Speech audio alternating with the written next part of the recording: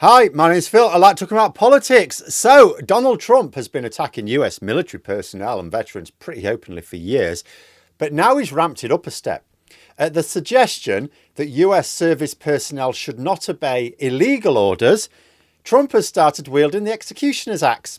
Yep, the President of the United States, the Commander-in-Chief of the US military, has said that he intends to kill Democratic congressmen and women for suggesting that the military should obey the law and defend the Constitution as per their oaths.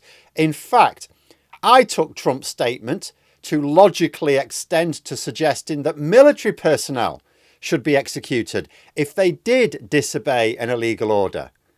So his statement basically means he's threatening to kill US soldiers as well, surely.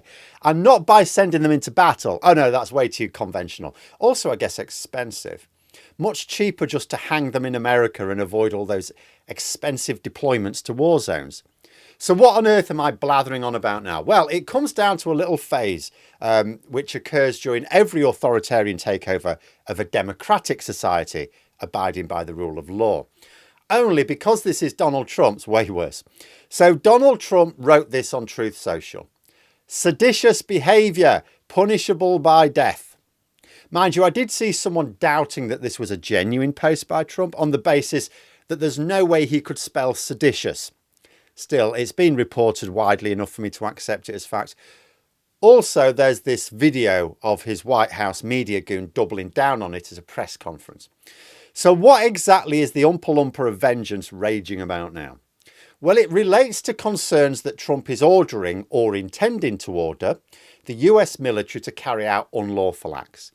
And I mean more unlawful than the average US president requires of them, like crimes against humanity unlawful. So Democrats in Congress have been pointing out that actually service personnel should not follow unlawful orders. And this is not a political suggestion from the opposition party. It is actually a legal duty for the US military. Ever since the Nuremberg trials following the Second World War, it has been established in countries, which includes the United States, that just following orders is not a defence when charged with crimes against humanity. And plenty of people think Trump, a man with a string of felonies himself, is all about the crimes against humanity. So Trump has raged against the notion that unlawful orders should not be obeyed. And how does he justify demanding that US military personnel break the law if he tells them? Every single order that is given to this United States military by this commander-in-chief and through this chain of command, through the Secretary of War, is lawful. I mean, this is like Richard Nixon stuff, isn't it? Now, historically, in feudal societies ruled by an absolute monarch, the king could decide to pass a law on the fly, as Trump seems to want to do. But a couple of things to note. First, America is not supposed to have a king, but a democracy. Laws are supposed to be passed by Congress after rigorous debate and some pretense at least of doing it in the national interest. Second, even absolute monarchs had to write their laws down so that there was a sense of fairness. After all, Trump cannot just give orders and say they're lawful based on the fact he gave them. Like, he might think eating ketchup and marmalade sandwiches one day is lawful and the next should be punishable by death. How are people supposed to comply with the law if the laws aren't written down? What if someone eats a ketchup and marmalade sandwich one day and is rewarded with a public service medal, then eats another the next day and gets executed for their crimes? Even medieval dictatorships gave people a sporting chance of avoiding the gallows by at least writing the laws down in a consistent way. What do you mean people couldn't read back then? I only said a sporting chance, not a fair one. But Trump is attempting to introduce or repeal any and all laws based purely on his whims, without bothering to even explain them. So although people are pointing out that this is turning into an authoritarian dictatorship, I'm going to point out it will also turn it into a chaotic authoritarian dictatorship.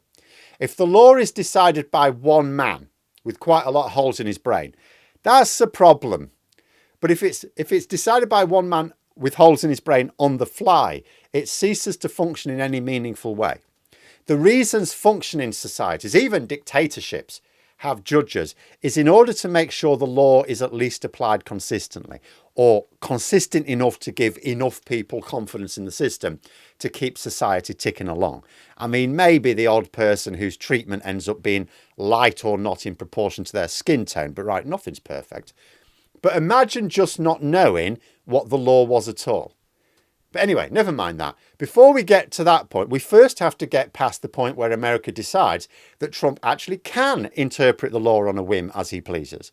Right now, that's where we're headed, but it's not where we are just yet. But it does raise a bit of a spectre. For example, there was a time where Hitler made senior military officers change their oaths from loyalty to the country to loyalty to the Führer. This little spat is basically heading in that direction, isn't it?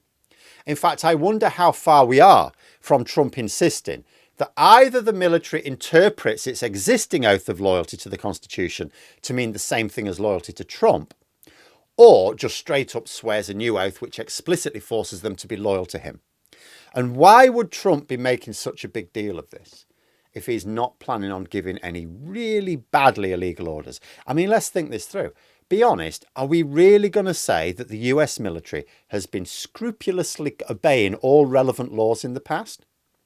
So what we're talking about here is breaking some laws that previous presidents would not have considered acceptable for whatever greater good arguments they wanted to make. And then think about this. Trump could have just denied intending to order the military to break the law. Like, isn't that the obvious response? Instead of he's arguing that any order he gives is by definition lawful, which is a frank admission that Trump is absolutely intending to get the US military to break laws that would not be accepted as just bending them for the greater good, as is the usual convention. What on earth is he planning? And also, when cases come to court, whether in military or otherwise, how is he going to react if any service personnel are found guilty of serious crimes and convicted? Is he going to disband the judiciary? And how will the military respond? In recent years, senior military officers had emphasised the point that they swear allegiance to the Constitution, not the president. Is that still their position? Given that Trump, as commander-in-chief, decides who leads the various branches of the military, are we sure that senior military commanders are still committed to the Constitution, not the president? What happens if senior commanders happily give obviously illegal orders? What are conscientious soldiers, for example, who take their own oaths seriously to do?